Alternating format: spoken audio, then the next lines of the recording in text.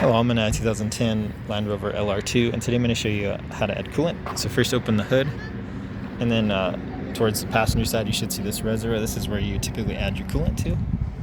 And double check a good online source or your owner's manual for the best type of coolant for your make and model.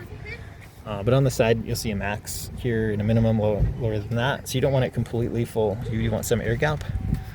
And when you're ready to work with the system, make sure the vehicle's turned off and cooled down, just since the system works under pressure and this liquid can get to a boil. So you don't want a bunch of poisonous liquid to shoot out onto you.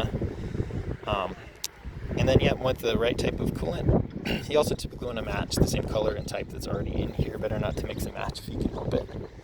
But when you're ready, just unscrew this cap. And either with a funnel or straight from your diluted coolant jug, just fill as needed. So you're on that max mark. Screw this back on nice and tight when you're done.